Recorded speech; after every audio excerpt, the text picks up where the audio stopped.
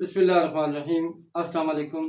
اورنگزیب عباسی اپنے یوٹیوب کے چینل کے ساتھ نئے ولاگ کے ساتھ اپنے ویورز کی خدمت میں حاضر ہوں۔ آج میں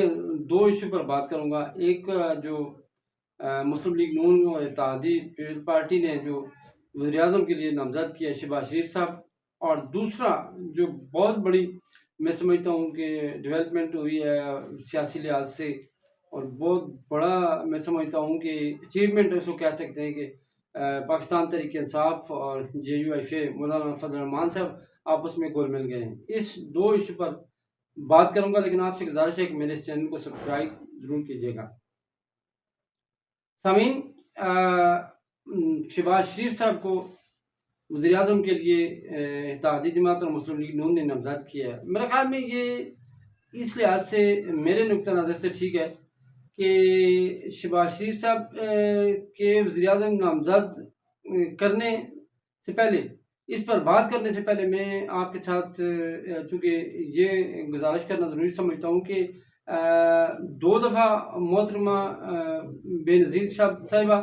وزیر اعظم سے معزول ہو چکی تھی، ان کو برطرف کیا گیا تھا۔ 3 دفعہ وزیر اعظم نواز شریف صاحب کو اپنے عہدے سے ہٹایا گیا قبل از وقت، اور 1 دفعہ عمران خان صاحب کو۔ یہ سارے وزراء اعظم جو تھے وہ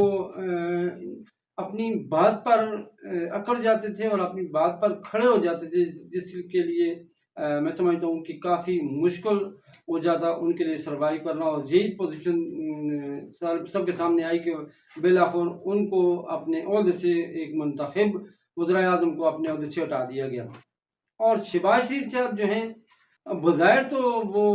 اگر کہیں تقریر کر رہے ہوں تو اپنے فرط جذبات میں آ کر کچھ سے کچھ بھی کہہ دیتے ہیں، لیکن ایک بات طے ہے کہ جب وہ کسی عہدے پر ہوتے ہیں تو وہ مل بیٹھتے ہیں، اور میں سمجھتا ہوں کہ وہ ہمیشہ سرنگو رہتے ہیں اور ہر بات میں وہ مانتے ہیں جو ان کو کہی جاتی ہے۔ کون کہتا ہے یا بہتر سمجھتے ہیں مجھ سے زیادہ، تو اس لحاظ سے میں سمجھتا ہوں شہباز شریف صاحب بہتر ثابت ہوں گے باقی جو کسی کینڈیڈیٹ کے بنسبت وزیر اعظم کے عہدے کے لیے۔ گزشتہ 16 ماہ میں جو ان کی کارکردگی ہے وہ بھی آپ کے سامنے ہے کہ وہ کسی بات پر بھی اڑے نہیں، اور کہیں بھی کسی قسم کی کوئی دشواری پیش نہیں آئی ان کو حکومت کرتے ہوئے یا کسی سے معاملات طے کرتے ہوئے۔ جو بھی ہوتا اس کو بالکل من وان وہ تسلیم کر دیتے، اور اس کو جیسا کہا جاتا میرے خیال میں اسی طرح وہ کرتے۔ تو اس لحاظ سے شہباز شریف صاحب بہتر رہیں گے وزیر اعظم کے عہدے کے لیے، اور جتنی دفعہ نواز شریف صاحب اپنے عہدے سے ہٹائے گئے ان کو شہباز شریف صاحب کہتے رہے کہ نہ الجھا جائے، نہ اٹکا جائے کسی کے ساتھ، تو انہوں نے ان کی بات نواز شریف صاحب نے نہیں مانی، تو بالآخر ان کو خمیازہ بھگتنا پڑا 3 دفعہ اپنی جگہ پہ۔ تو ہاں، البتہ یہ ہے کہ وہ معاملات ابھی پوری طرح طے نہیں ہوئے میرے خیال میں پیپلز پارٹی اور مسلم لیگ نون کے درمیان۔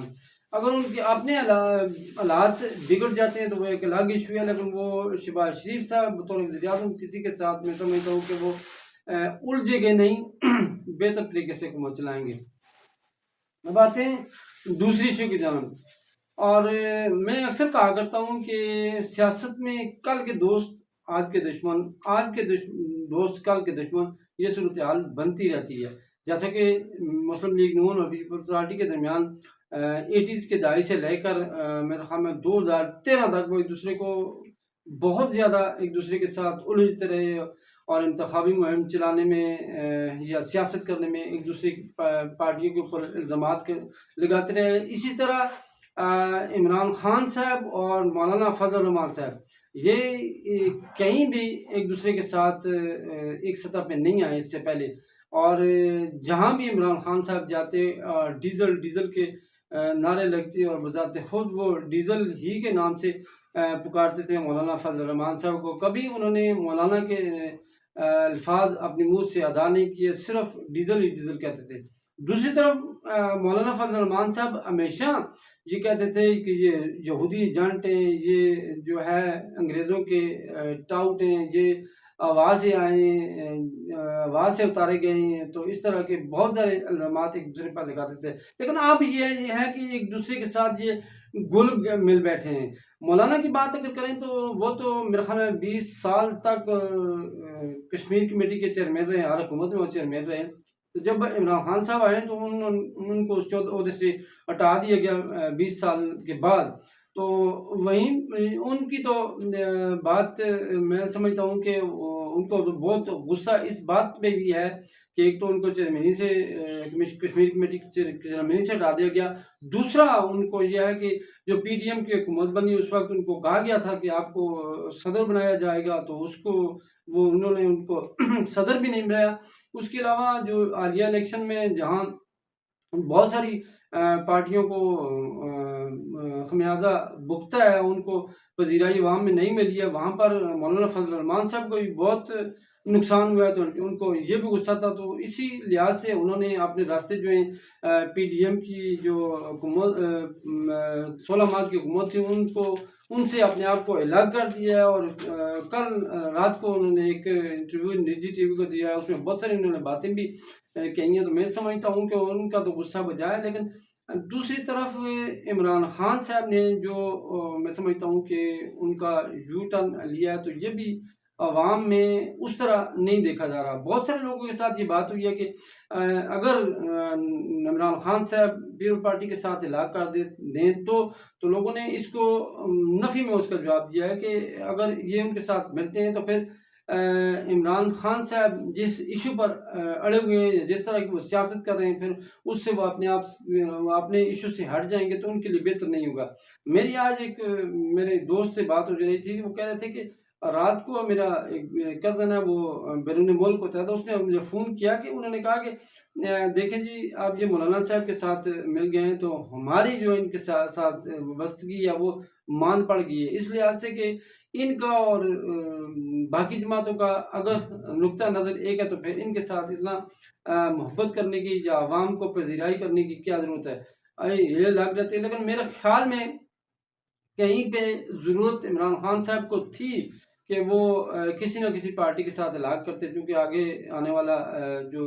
سینٹ کا الیکشن ہے اس میں ان کو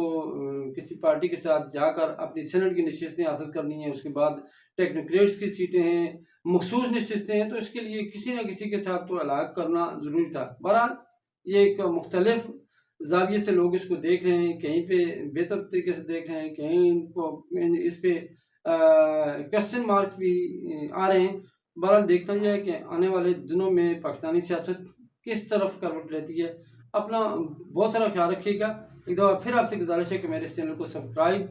ضرور کیجیے گا۔ اپنے میزبان اورنگزیب عباسی کو اجازت دیجیے۔ اللہ حافظ۔